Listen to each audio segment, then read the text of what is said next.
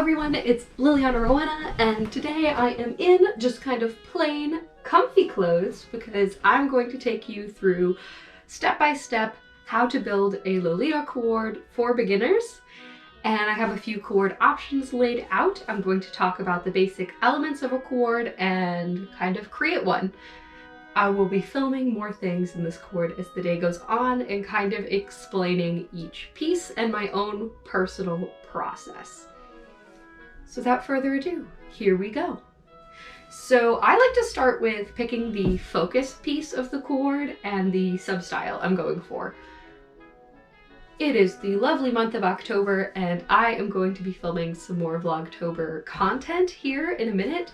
I'm going to be filming a bunch of kind of spooky content, so I decided to go with the substyle of Gothic Lolita. Then I pick my focus piece and I will cord around it as well as like kind of get a good idea. So my focus piece for the day is going to be this skirt. I love this skirt, however, you may already see a problem with this skirt. It's very cute. It's got butterflies. It is got kind of an A-line shape.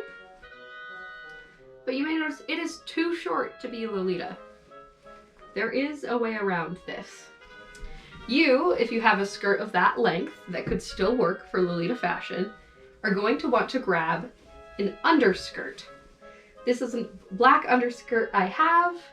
I love it. It goes really well with a bunch of my dresses, and some of my dresses it actually has to go with it in order for you to be able to wear the dress without like your butt hanging out. So we will now have the first two pieces. So we're gonna have this as well as an underskirt.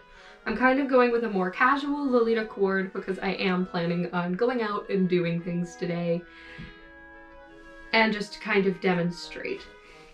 So we have our bottom. For Lolita, you are going to need a blouse. To kind of keep it simple, I'm going to go with a black blouse.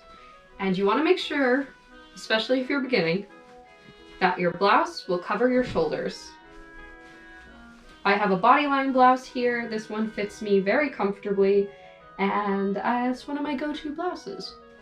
So here we go. We've got that blouse. The next thing you're going to want to do is to have a petticoat and determine what kind of petticoat you're going to want to need. So I have this skirt. My underskirt seems to go pretty well either way, so I'm not going to worry about that too much. And this pretty clearly hangs in like an A shape, but one tip I have is counting the number of panels or seams can help you figure out whether you're probably going to want a cupcake or an A-line. If your skirt has panels like this skirt, the skirt is made up of 4 different panels, even if it is somewhat gathered at the top, it is most likely an A-line skirt. If your skirt is completely gathered and there are only 1 or 2 seams and it kind of sits a bit more like that, or even more rectangularly when you hold it, that is most likely going to take a cupcake petticoat. And I have here my black petticoat. Don't have as busted of a petticoat as I do. This is just a tip. Take better care of your petticoats than I have in the past. So we have pretty much these solid bits of this cord, but we are still missing some leg wear. This is where I also tell you to not do as I say and not as I do. So I have these black knee highs, which will work fine. I have lost 1/2 of each of these, although I would say ideally if you had a printed black knee high, you would want the print to tie into the theme of the skirt, ideally. But I'm working with what I have for today's example, and here are my leg wear. You want to have some sort of leg wear. Ankle socks are fine, tights are fine, knee highs are fine. Just have something that is intentionally in sock form for your cord. You're also going to need some shoes. I do not have any black tea parties, and for me, I believe there is such thing as dressing for the occasion. While I'm shopping, I'm going to wear these shoes. They're just plain black shoes. For Coord photos, I am going to be wearing these rounded toe witchy shoes. These work fairly well for Gothic. My biggest tip for trying to use different kinds of shoes, have the rounded toe, and open toe shoes really aren't very Lolita. I've seen it done, but it's difficult. And this is for beginners. So have kind of this rounded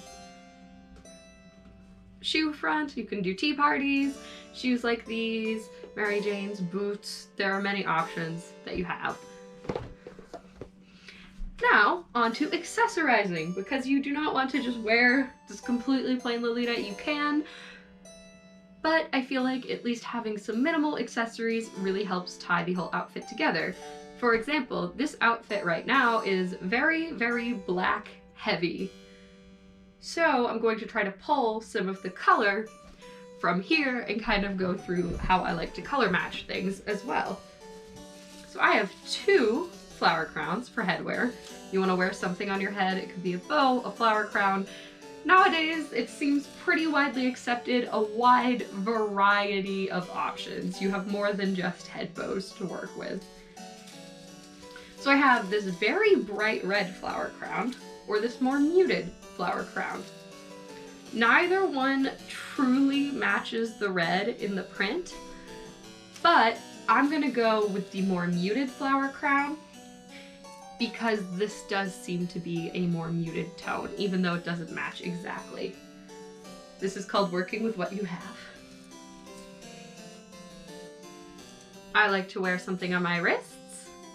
I think these are really cute, plus the butterflies kind of remind me of J-Punk. So I'm gonna wear these bracelets with my Coord today. And I have a red necklace to help tie in the red more in the chest area.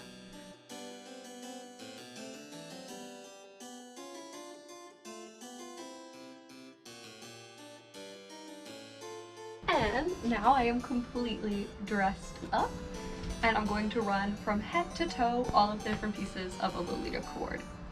So we first have our headpiece. You need something on your head. It can be a bow, a flower crown, a wide range of things, but have something on your head. Moving down, I have some accessories. Make sure to accessorize at least somewhat with your Coord. A blouse that covers my shoulders. A skirt. You could also wear a JSK or a jumper skirt, but a skirt. However, the top skirt is too short to be a Lolita skirt, so I have an underskirt as well. Underneath this is an A-line petticoat, and the skirt falls around my knees. I have leg wear and shoes. I decided to go with my more practical shoes because that's what I'm wearing for today, but if I were going to a meetup or a tea party, I would be wearing different shoes than what I have on. And these are all of the different elements of a Lolita Coord. The absolute musts are you must be wearing a petticoat for it to be Lolita. And it has to go to your knees, and your shoulders have to be covered.